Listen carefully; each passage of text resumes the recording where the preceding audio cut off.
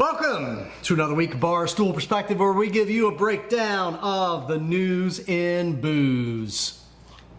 Brett? That was it for the intro? I thought you were doing 60 seconds. That was 6. I'm not prepared for this. We're trying to deal with how to go live, right? We're live because you're live. So, we're also not professional. This is true. Now, let's get right into it. Belgian beer printer. If I said those words to you, does that mean anything? It means absolutely nothing to me. Well, apparently there's a Belgian scientist named Dirk Stockengerk or something like that. His name's Dirk. Dirk's a great name. It is a good name. Yeah. He invented a printer where you load it up with 6 different flavor cartridges. You pour in some neutral grain spirit. You hook it up to your tap water, add a canister of CO2, and you can print any beer you want. It'll literally just make beer by mixing flavors, carbonated water, and spirits. And he said, quote, you can have any drinker, even a craft beer aficionado, try it, and they will be surprised. What do they speak in Belgian? It's not French? Belgian? Flemish? Belgian? It might be Flemish. Yeah. You know what they say in Flemish?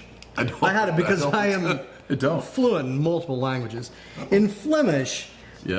That's called a stupid fucking idea.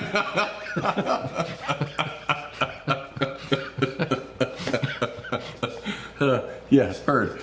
Okay, moving on. FMBs, aka flavored malt beverages. These are your Twisted Teas of the world, your old Seagrams, your Smirnoff Ices, things that are basically made like beer, but all the flavor and color are stripped out of them, and then they back out a bunch of sugar and flavor. Yeah. Flavored malt beverages have now officially scanned more data than craft beer in the year. And what does that mean? It means more 6-packs of FMBs have been sold than craft beer. How is that different from sales data? Number one, I mean, it's just how it's judged. It's units sold, basically. They're not looking at dollar. They're not looking at volume, like 4 versus 6 or pack size. People are buying more RTDs than they are. No, FMBs. FMBs, which is different. RTDs, ready to drink cocktails, are made from spirits. FMBs are made from malt. Bullshit. Yeah. Yes. Bullshit and tears. I know we've harped on this basically since we've started doing Barstool's Perspective, but and we're just showing you more reasons why craft beer is dead. We're just burying it further and further. More nails in the coffin. Yeah. Speaking of we love. Speaking of things we hate and people we loathe, Bob Pease at the Brewers Association has finally retired after 32 years. If you're not familiar with Bob Pease and the Brewers Association is the lobbying group basically for craft brewers. Theoretically.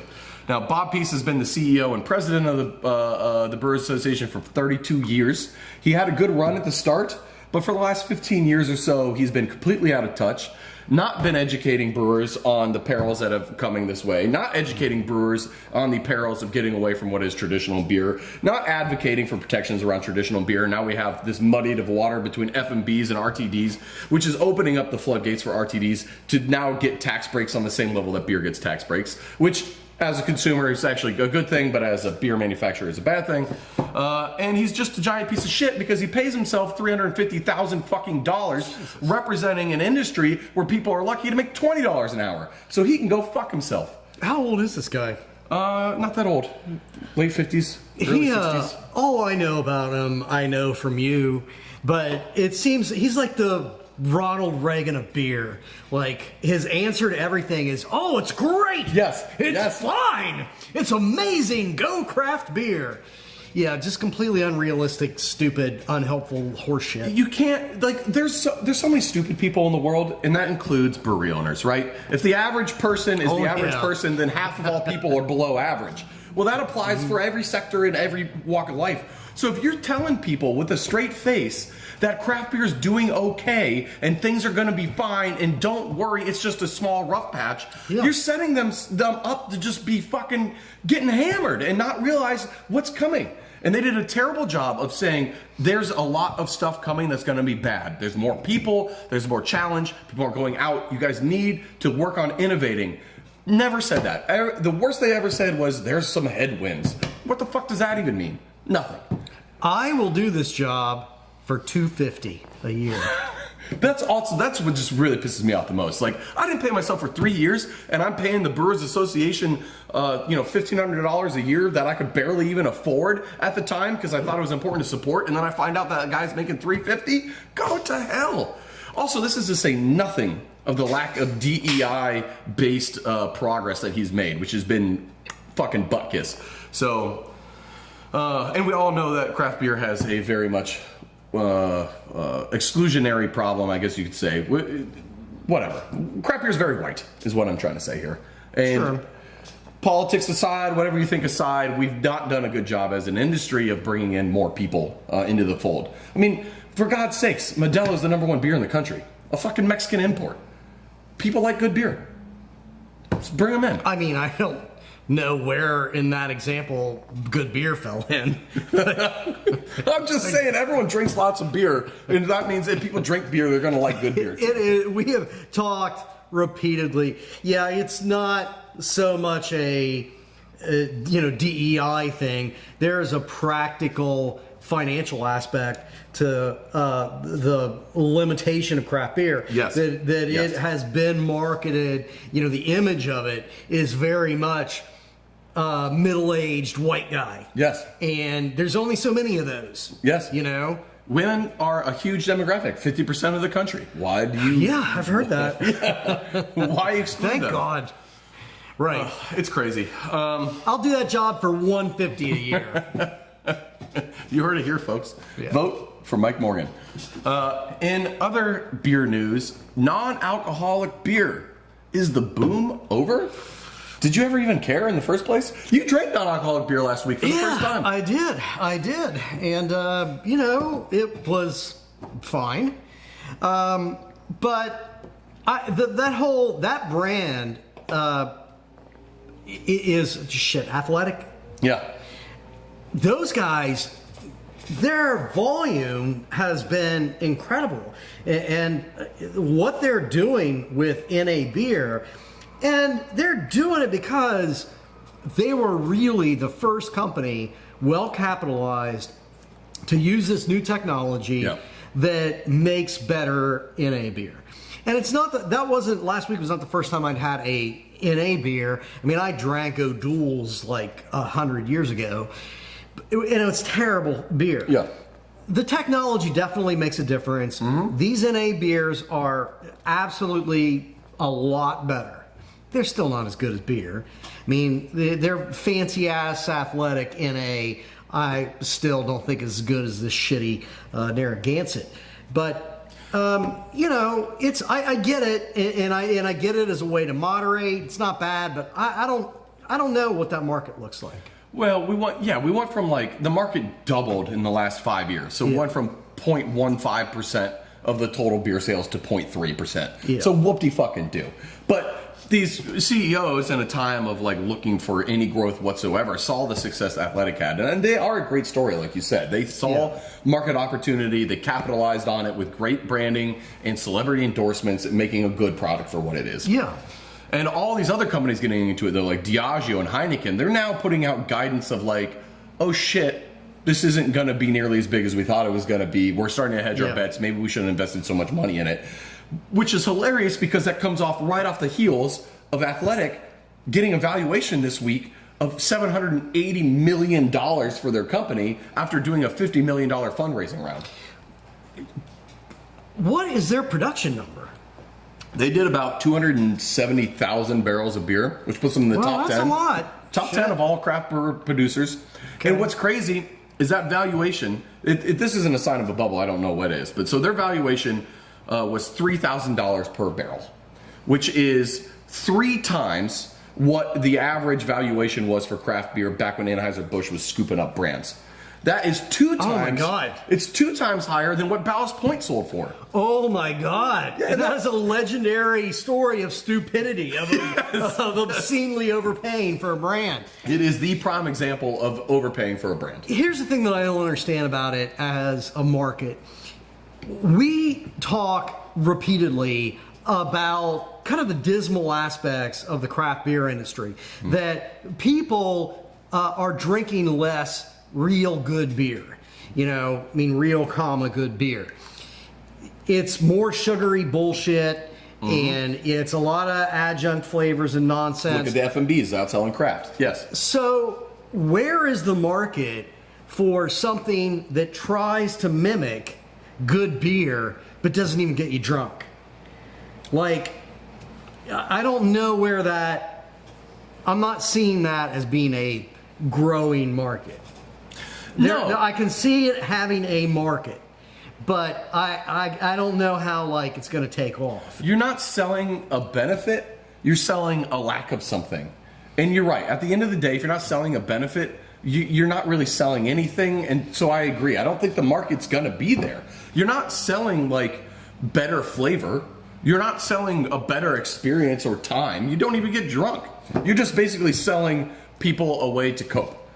I suppose that I would rather drink it than, a soda, which I don't drink. Sure. I don't drink that nasty high sugar bullshit. But if you're drinking non-alcoholic stuff, you're going to drink something that's not in a beer. If you don't want beer, you're going to drink soda or tea or water. You're not going to drink you're not going to be like, oh man, I'm really thirsty. It's 2 o'clock in the afternoon on Tuesday. Better get my NA beer out. Yeah, I could see the NA beer as something that I drink in between beers to moderate. Yeah, But I can see that. Yeah, I don't. And I mean, it's if the you're not methadone gonna, of beer. You're not going to right. You don't go out to the street to buy methadone. And you're not going to drink it instead of Pepsi because it's hella expensive. It's not even low calorie is the thing that kills me either. You're not getting any of the you don't get any of the fun, and you get all the negative health benefits. What the fuck's the point? Well, it's not all the negative health benefits, but sure. Being drunk is a health benefit to me. I feel better. That means it's good for you. Yeah. That's how it works, right? My doctor might disagree, but well, we all know doctors are full of shit. Liver specialists in particular. Well, speaking of specialists and people who know everything, Constellation, ticker symbol STZ, is underperforming. Their stock value is low. They say, experts are saying it's about 10%, 9% lower than what they think it should be. And what they're calling that is the Trump risk. They're basically saying, since their number one brand is Corona, which is Mexican, and Trump, who's come out and basically said he wants to jail all Mexicans and make it illegal for Mexicans to come into America, which he has said recently, again, for the, bazillionth time. So they were basically saying, at their earnings call on July 3rd, they had people investors ask, why is the stock performing low, and what is our risk around Trump becoming president? And their answer was... World War III. I mean, but from a company standpoint, they're like, look, we're a Mexican beer brand. If Trump becomes president, are we in fucking trouble? And they basically said, our stocks are already not doing bad because people are afraid Trump's going to be president. So we think that if Biden wins, or Trump loses basically, or Kamala, or whoever fucking runs, our stock is going to go way up. So my question to you is, one, do you think Trump's going to lose? And two, do you like to gamble? Because I think I have a good opportunity for us to invest all the money that Bruce Guys has made into a stock. Because if Trump loses, this stock could shoot way up. First of all, whether or not Trump wins depends on who runs for president, which I, for change, and with Nancy Pelosi, I believe is undecided at the moment. But beyond that, I don't really understand the rationale of this. It's not like, you're not telling me that the majority of Modelo that's being drank in the United States is being drank by undocumented immigrants. It actually has blown me away for the past years. Like, when you go into the reddest parts, the most redneck parts of red states, there's always a Mexican restaurant. They love, redneck, build the wall, fuck the Mexicans. They love Mexican food. They do. So I really don't see the relevance in what that's going to do to that brand. Trump doesn't drink. He's a famous teetotaler. Yeah. He wants to build a wall. It's not on the top 100 list of his asshole qualities, but It's one of them. I don't know. It just takes one wrong move for Trump to be like, Corona's banned. It's banned. Yeah. So who the fuck knows? Can you, of all the stupid, crazy shit that guy says without drinking, can you imagine him drunk? Maybe I'm maybe chill him out for a change. Well, the Trump risk is a thing, and it's apparently being factored in and priced in already to the Constellation stock. So that's our next. If you've been, paying attention, we just made you a bunch of money on Sam Adams. Mm-hmm. So, Constellation's the next thing. Yeah, and there's another one that's coming too. We went, a long time with not doing any stock stuff, and now all of a sudden we got stock advice like crazy. Yeah. Mad money in this motherfucker. Diageo. They're the ones who own Guinness. They also own Johnny Walker and some other shitty fucking liquor brands. They wrongly hate P. Diddy. They do not like P. Diddy. Their stock is at 4-year lows, and industry insiders are saying that it poses a serious takeover risk. Their stock is so low right now, and their brands aren't doing that bad, that they are poised to get a hostile takeover. Basically, another company just buying up enough stock where they end up owning it. So I don't know who would do that. I don't know if a VC fund would do something like that, or if there's a bigger fish to fry out there. Did he? Diageo. Did he? He's going to clap back by buying them out. Yeah. Yeah. But you're going to have Johnny Walker, Blue Label, Red Label, and smack your girlfriend.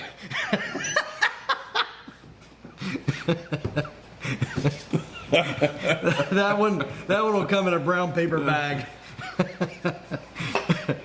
Well, if Diddy ends up buying Diageo, I think we're all in for a real treat.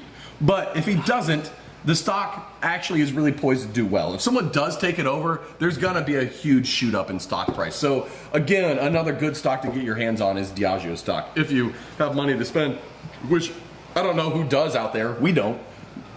I would like to think that maybe someone has money. 1%'s doing great, Brett. But you know what they need? A tax cut. God willing. Speaking of rich people and rich people stuff, Napa Valley has an excess of grapes right now. I hope to God this is a MILF Mountain story. It unfortunately is only a grape mountain story because there's mountains of grapes that are looking like they're going to go unsold this year. If you hear that siren, it's a siren. Now, grapes in California. It's a warning about to the wine industry, Brett. Hey, nice. That was really good. In short, everyone likes to think that a winery grows all their own grapes that they use. In practice, it's not how it works. In California, there's hundreds of winemakers that buy grapes from grape growers that don't make their own wine. What's happening right now is those winemakers aren't buying grapes. Now, obviously, the harvest is this fall, so there's still time. But at this point in time, contracts are lagging so far behind. Grape growers are starting to think that they're just not even going to harvest. Why even spend the money picking grapes if you don't have anywhere to sell them? Crazy. I mean, are you shocked? You seem shocked. You seem disappointed, really. You know what? Just stop doing businesses that involve, like, the weather. I mean, it's not going to work out. But also, is there a factor to that? I was reading a while back, actually, two crazy things that are a bit of a side tangent. But the last time we had real substantive immigration reform policy was Reagan. And Reagan supported it, Republicans supported it. Reagan's from California. He's dead, thank God. But R.I.P. He understood the extent to which the California agriculture industry in particular relied on seasonal workers. Seasonal workers coming up from Mexico. So that's why we got like some level of rational immigration change in the 1980s. How much of the just complete fuckery of how immigration policy is not working, what do you think that's contributing to wine harvest and everything agricultural, particularly in that part of the We got a country? small taste of it at the beginning of COVID. If we talked about That's this. True. You remember the borders got shut down, labor wasn't coming up. Yeah. fruit was not harvested. Fruit prices shot way up. You couldn't get raspberries. You couldn't get strawberries. Grapes were abysmal. You couldn't get anything because guess who doesn't want to pick fruit? Fucking Americans. Right. So shit. It's hard work and it pays poorly Yes. to make the numbers work. And you work long hours every single day for like 3 months until harvest is done, and then that's it. So it's not even good long term, but it's perfect for people who want to come up, make a lot of money relatively, and then move back to Mexico and help support their family for the year. I love it. I think it's great.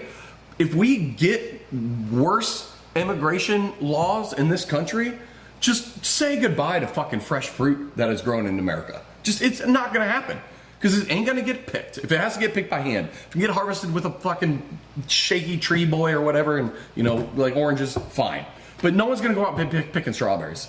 Because no one wants to do it. AI? Why can't we make fucking robots do shit we don't want to do? Why are they doing paintings and stuff? Well, they will, Voice probably. acting. You can voice act. I've heard you do it. Here's actually the thing that is the complete side tangent. But I saw a story the other day about how the cartels have shifted from a focus on drugs to human trafficking, like sneaking people Don't like across that. the board. Not that, you know, like Republicans hate one kind of human trafficking, it's sex trafficking, because they like to oppose anything that has to do with sex. But just like sneaking people across the border, the coyote thing. Oh, to do work. Yes, like that is their new big, because the system is so fucking broken. Jesus Christ. The cartels are now making more money smuggling people across the border than they are selling drugs. And they think that is the future of the cartel business, because you've got an infinite stream of people who want to go make money and have a better life, and you've got a completely broken immigration system. So it's a cash cow for criminals. So yes, it's a cash cow for criminals. We're basically reliving prohibition, except for people instead of alcohol. Yeah. When are we going to realize as a country that the best way forward is to legalize and what's it called when you like watch over stuff? Regulate? Yes. Legalize and regulate. Thank you. Yes. God, it's not fucking hard. All right, in retail news, oh wait, no, we skipped ahead. In other alcohol, hard alcohol news, we talked last week about Booze. the top brands in the country, or in the world, excuse me, for beer specifically. Corona was number one. Yeah. $20 billion valuation for just Corona. Sure. Now, I don't know where do they get all the horses to piss in those bottles?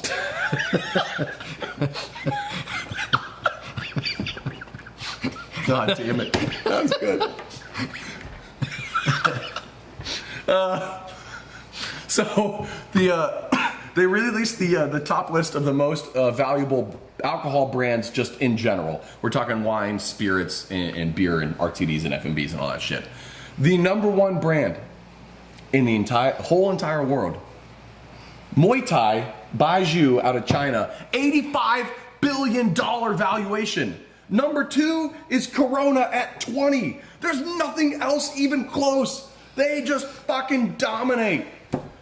Insane. Well, last week we talked about how nothing gets done in China without people drinking baijiu. Yes. So I guess that's, there's a lot of those fuckers. Well, and when it's a dictatorship and it may or may not be state-owned, shit gets expensive. Yeah, there's and, probably that. Like, you can't, anything market-wise out of China is always Suspect? Is suspect, yeah.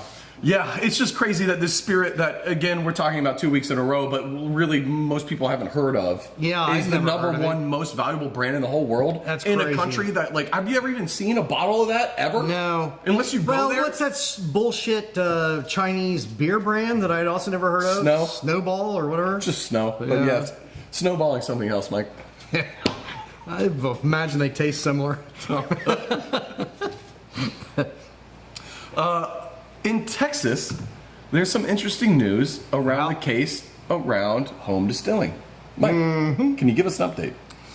Well, we've talked about this in the past. There's home distillers in Texas that filed a lawsuit challenging the federal government's right to regulate home distilling.